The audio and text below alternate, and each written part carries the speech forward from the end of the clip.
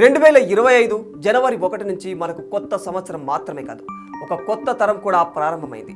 అవును, 2025 జనవరి 1వ తేదీ నుంచి పుట్టే పిల్లల్ని జనరేషన్ బీటాగా పరిగణిస్తారు. అసలేంటి జనరేషన్ బీటా? ఈ సాంకేతిక యుగంలో వారు ఎదుర్కొనబోయే సవాళ్ళేంటి? జనరేషన్ బీటాలాగే ఇంతకు ముందు జనరేషన్లకు కూడా పేర్లు ఉండేవా? ఉంటే ఆ జనరేషన్లను ఏమని పిలిచేవారు? ఈ విషయాలన్నీ తెలియాలంటే ఈ వీడియోను ఎక్కడ స్కిప్ చేయకుండా చివరి వరకు పూర్తిగా చూడండి. జనరేషన్ బీటా అంటే ఏంటి? అయితే 2025 జనవరి 1 నుంచి 2039 డిసెంబర్ 31 వరకు పుట్టే పిల్లల్ని జనరేషన్ బీటా అని పిలుస్తారు.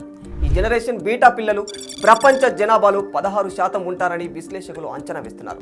నూతన దృక్పథంతో భవిష్యత్తును తీర్చిదిద్దే ఈ తరం 22వ శతాబ్దపు ప్రారంభానికి సాక్ష్యంగా నిలుస్తారు. డిజిటల్ టెక్నాలజీని చూసిన జనరేషన్ జెడ్ లాగా కాకుండా జనరేషన్ బీటా పిల్లలు సాంకేతిక పరిణామాలు, ప్రకృతి మేధస్సు, ఆటోమేషన్, సామాజిక మార్పుల మధ్య జీవితం గడపాల్సి వస్తుంది. ముఖ్యంగా జనరేషన్ బీటా మిలీనియల్స్, జనరేషన్ జెడ్లకు జన్మించిన పిల్లలు.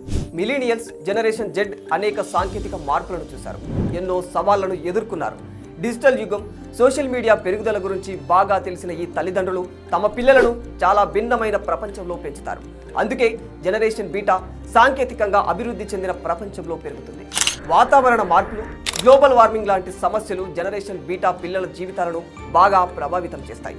జనరేషన్ బీటా పూర్తిగా సాంకేతిక ప్రపంచంలో బ్రతకడం వల్ల ఈ పిల్లలు పెరిగే కొద్దీ అనేక సామాజిక సవాళ్లతో పోరాడాల్సి వస్తుందంటున్నారు నిపుణులు.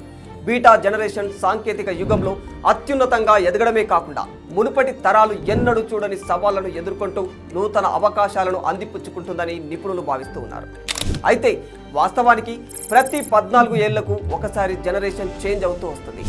1981 నుంచి 1996 మధ్య పుట్టిన వాళ్ళను మిలీనియల్స్ లేదా జనరేషన్ వై అని పిలుస్తారు. 1997 నుంచి 2010 సంవత్సరాల మధ్య పుట్టిన పిల్లవాళ్లను జనరేషన్ జెడ్ అంటారు. కాగా 2010 నుంచి 2024 మధ్య పుట్టిన పిల్లలను జనరేషన్ ఆల్ఫా అని పిలుస్తారు. జనరేషన్ ఆల్ఫా 2024 డిసెంబర్ 31తో ముగిసిపోయింది. కాబట్టి ఇప్పుడు 2025 జనవరి 1వ తేదీ నుంచి 2039 డిసెంబర్ 31వ తేదీ వరకు పుట్టబోయే వారిని జనరేషన్ బీటాగా పిలుస్తారు. జనరేషన్ బీటా ముఖ్యమైన లక్షణాల్లో ఒకటి వారి దీర్ఘాయువు. ఇంతకు ముందు తరాల కంటే ఎక్కువ జీవితకాలాన్ని ఈ జనరేషన్ బీటా పిల్లలు అనుభవిస్తారట.